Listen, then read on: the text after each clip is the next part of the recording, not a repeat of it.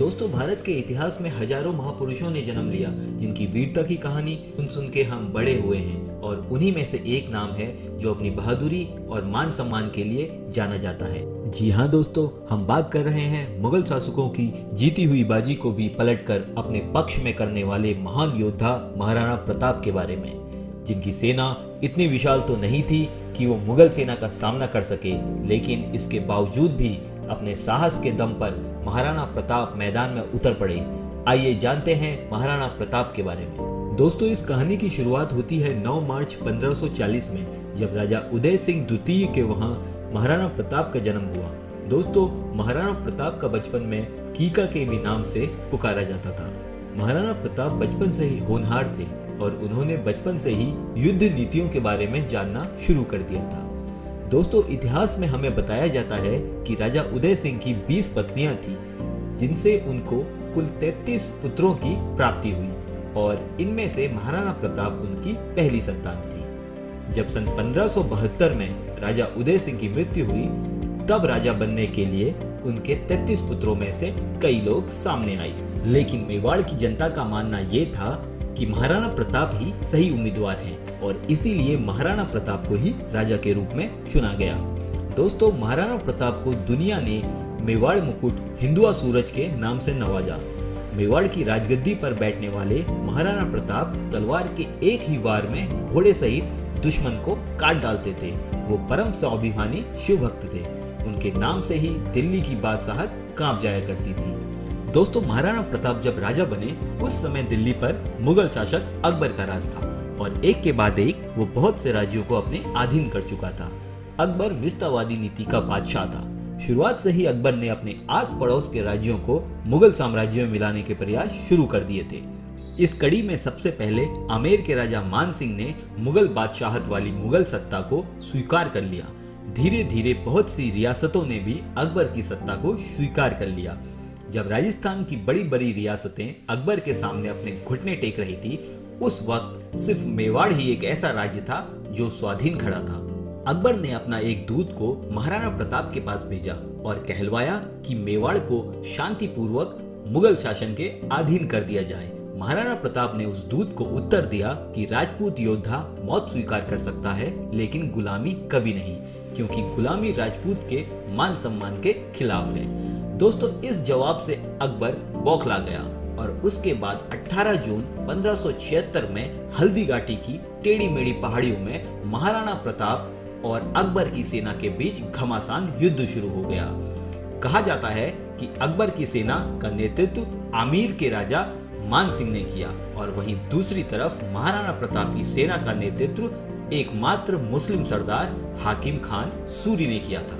दोस्तों, कहा जाता है कि महाराणा प्रताप की सेना में कुल 20,000 सैनिक थे और अकबर उनसे कई गुना ज्यादा सेना लेकर आया था। इस युद्ध में महाराणा प्रताप की सेना ने मुगल सेना को जबरदस्त टक्कर दी। सन 1606 में दीवेर के युद्ध में महाराणा प्रताप मुगल साम्राज्य को घुटनों पर ले आए। अपनी छापामार युद्ध नीति के दम पर उन्होंने मेवाड़ को फिर से आजाद कर दिया और वहां केसरिया ध्वज लहरा दिया। मुगलों के 36 किलों को जीतकर महाराणा प्रताप ने 40,000 मुगलों को आत्मसमर्पण करने पर मजबूर कर दिया। हल्दी घाटी के विशाल युद्ध के बाद महाराणा प्रताप अपनी सेना के साथ कुंभलगढ़ आ गए। विनाशकारी युद्ध में जीत महाराणा प्रताप की हुई, पर इस समय तक उनका खजाना खाली हो चुका था। हल्दी घाटी के 4 महीने बाद ही सन 1577 में अकबर ने एक बार फिर शाहबाज खान के नेतृत्व में भारी सेना कुंभलगढ़ पर हमला करने के लिए भेज दी। हल्दी घाटी जैसे विशाल युद्ध के बाद एक और युद्ध मेवाड़ की सेना के लिए भारी था। महाराणा प्रताप ने किले को त्याग दिया और कुंभलगढ़ पर शाहबाज खान का कब्जा हो गया। कुछ महीनों के बाद महाराणा प्रताप ने फिर से सेना तैयार की और पूरी तैयारी के साथ आक्रमण कर कुंभलगढ़ को वापस जीत लिया। कुंभलगढ़ जीतने के बाद महाराणा प्रताप ने आगे की रणनीति बनाते हुए सिंध जाने का फैसला किया, जहां वो धन का बंदोबस्त कर एक विशाल सेना का निर्माण करेंगे और सीधा अकबर पर आक्रमण करेंगे। इसी उद्देश्य से महाराणा प्रताप भान सोनकर को कुंभलगढ़ का किलेदार नियुक्त करके गुजरात के लिए निकल पड़े। आगे इसी रास्ते पर महाराणा प्रताप ने शाहबाज खान को 2 बार पराजित करके वापस लौटने पर मजबूर कर दिया। गुजरात पहुंचने के बाद महाराणा प्रताप ने शूलिया गांव में अपना डेरा लगाया, जहां पर परम दानवीर भामाशाह ने महाराणा प्रताप के लिए अपना खजाना खोल दिया। उन्होंने महाराणा प्रताप को 25 लाख की सहायता दी। इतने बड़े धन को पाकर महाराणा प्रताप पुनः सेना की तैयारी में जुट गए। बस यही से ही असली संघर्ष की कहानी शुरू होती है। सन 1582 में दिवेर के दर्रों में स्थित मुगलों पर टूट पड़े। महाराणा प्रताप रौद्र रूप धारण कर चुके थे। यहाँ महाराणा प्रताप के पुत्र अमर सिंह ने अकबर के चाचा सुल्तान खान को मार दिया। 36,000 मुगल सैनिकों ने आत्मसमर्पण कर दिया था।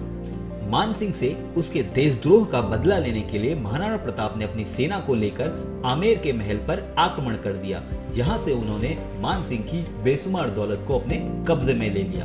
अकबर ने स्वीकार कर लिया था कि महाराणा प्रताप को नहीं हरा सकता। उसने अब महाराणा प्रताप को न छेड़ने में अपनी ही भलाई समझी।